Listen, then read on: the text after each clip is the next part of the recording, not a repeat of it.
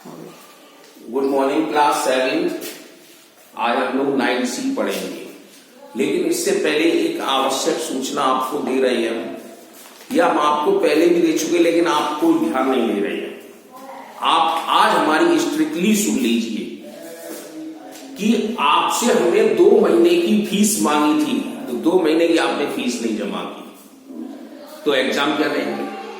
First terminal हमने आपका exam दे दिया था, हमने आपसे 1 पैसा नहीं मांगा, अभी तक कुछ नहीं मांगा, लेकिन अब हम फीस की मांग रहे हैं आपसे। 70% गवर्नमेंट ने डिक्लेयर कर दिया है फीस आप ले सकते हैं, तो हम तो आपसे 60% भी ले रहे हैं, यानी कि 70 ले ही नहीं रहे हैं।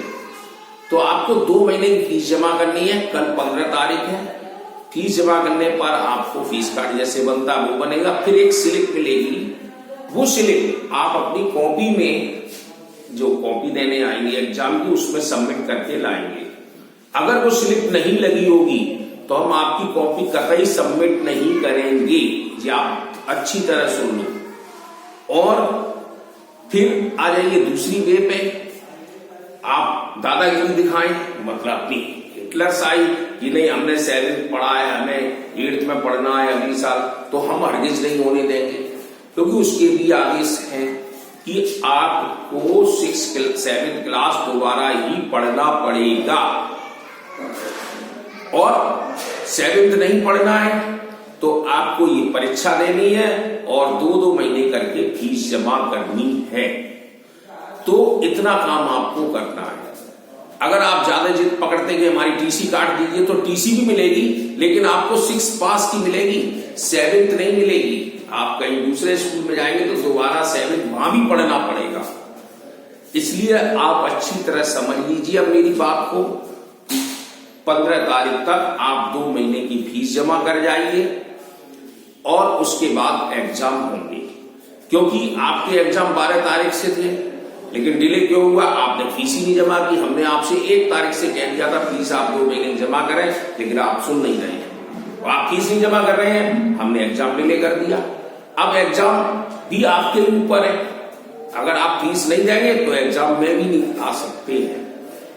तो इतना याद रखना है कि फीस आपको 2 महीने की जमा करनी है, ये पर्टिकुलर आप ध्यान रखें। नहीं तो आप जो सोच रहे हैं कि हम 7th में जहां पढ़ रहे हैं 8th में पढ़ने लगेंगे अगली साल से, ऐसा कुछ नहीं है, ये आप दिमाग से हटा लीजिए दिमाग। अब हम अपने 9C पढ़ेंगे, तो 9 आपकी लास्ट यूनिट है मैथ की, कि 9 तक ही आपका कोर्स आएगा, ये आप समझ गए। इस 9 एक्सरसाइज पढ़ाने के लिए हमने आपको डेफिनेशन भी कराई थी, एंगल बताए थे, और इसका रीजन भी बताया था क्या होता है, जिसमें alternate angle, corresponding angle, liner pair, adjacent angle, ये सब चीजें आपको करा चुके हैं। आपके पास वीडियो आया हुआ, आपने अपनी किताब में पढ़ा भी होगा। तो अब हम 9C में पहली एक्सरसाइज, पहला क्वेश्चन देखने जा रहे हैं। इसने क्वेश्चन दिया है using property by corresponding angle find each of letter angle given reason. तो इसमें तो उसने बोल दिया करस्पॉन्डिंग एंगल से आपको निकालना है, लेकिन आपका रीजन क्या है करस्पॉन्डिंग एंगल में?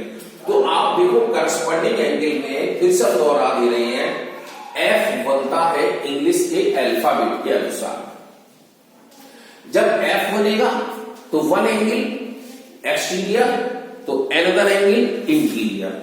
अब आप देखो एक एंगल आपका एक्सटीरियर है, बाहर 125 डिग्री है, तो ये अंदर A है, तो F, और सेम साइड A की तरफ है, ये आपका देखो F बन रहा है ये चीज का।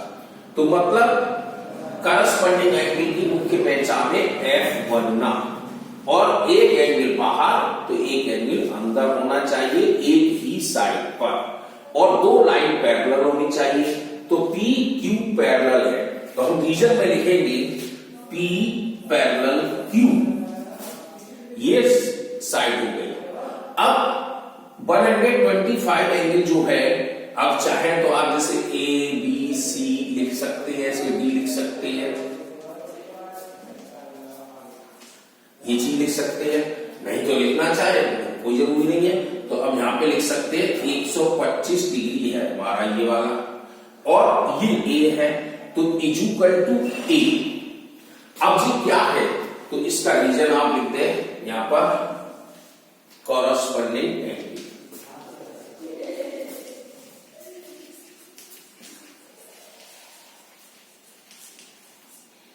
बस रीजन आपका क्लियर हो गया कि 125 जो है ए के बराबर है, क्यों है, कॉरस्पॉन्डिंग एंगल है।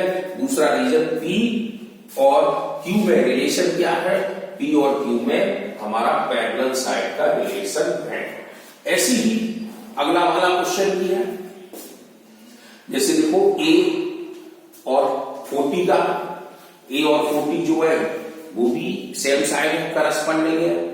तो अब बी और 50 का भी हमारा करस्पॉन्डिंग है, तो हमारा A is equal to 40, B is equal to 50 हम लिख देंगे, ये हमारे करस्पॉन्डिंग हो गए।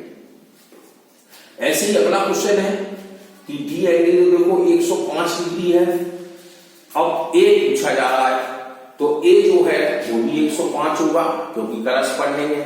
अब क्वेश्चन को ऐसी किताब रखी है, आप देख रहे हैं, अब ऐसी रख दो तो आपको दोनों तरफ उल्टे दिखने लगेंगे, तो मींस बी भी हमारा 105 डिग्री होगा क्योंकि ये भी करस्पॉन्डिंग है। अब दूसरा क्वेश्चन क्या कह रहा है, दूसरे क्वेश्चन में आपको हर एक प्रॉपर्टी बतानी है कि इसमें एडजेंस्ट एंगल है, वर्टिकल है, अपोजिट है, करस्पॉन्डिंग है, इन रीजन को देखना है। जैसे 2 क्वेश्चन देख रहे हैं, इसमें एक 50 डिग्री दिया गया है, 1 2 3 और 4 5 6 7 ये एंगल दिए गए हैं। अब आपको क्या करना है, ये 50 डिग्री का एंगल गिवन में है। अब इसमें 1 2 3 4 5 6 7 एंगलों को बताना है और इसी 50 से ही लेना है। तो हम क्या करेंगे, सबसे पहले हम 1 को देखते हैं, तो 1 एंगल एंड 50 डिग्री, ये दोनों का रिलेशन क्या है, तो ये देखो एक लाइन पर आ गए, तो एडजेंस्ट एंगल हो गया।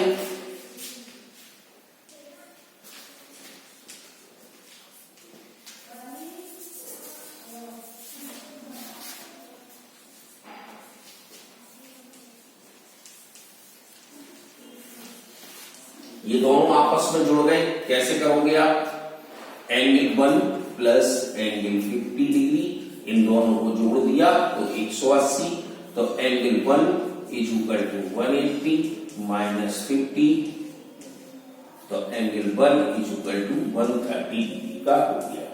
ये आपका 130 डिग्री आ गया क्योंकि ये दोनों जुड़े थे।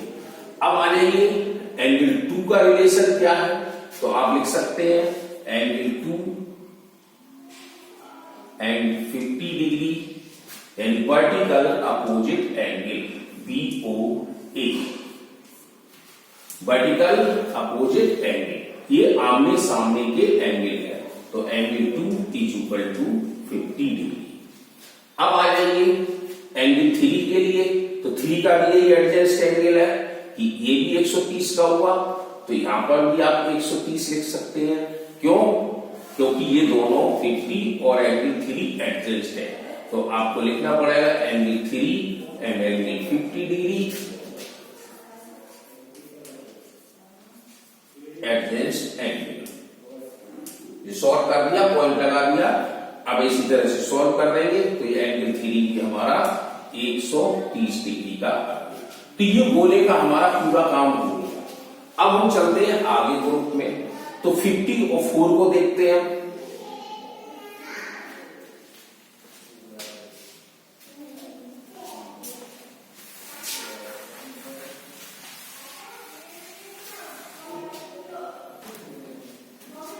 एंगल 4 एंड 50 डिग्री, ये क्या चीज है दोनों का आपस में, हम देख रहे हैं एक एक्सटीरियर है एक इंटीरियर है, दोनों सेम साइड है, और ये देखो एक एफ बना रहा है, तो कॉरस्पॉन्डिंग हो गया। तो एंगल 4 भी 50 डिग्री के बराबर ये रीजन आपको शॉर्ट में लिखो चाहे फुल नेम लिखो, ये आपको पूरा लिखना पड़ेगा, रीजन जरूर देना। तो एंगल 450 हो गया, यहां पर भी हम आ गए। अब 5 में देखेंगे तो सेम फिर यही आ जाएगा, adjust angle 5 and angle 50 degree. ये चीज क्या है, दूसरे एक दूसरे के एडजेस्ट है। अगर चाहो तो पहले यहां पर एक रीजन और लिख दो ऐसे, एंगल 4, चाहो तो ये आपका 4 लिख सकते हैं, 4 और 5 का रिलेशन आ गया 50 का, तो ये भी एडजेस्ट है। इसी तरह 2 भी निकाल लेंगे, angle 5 is equal to 130 degree.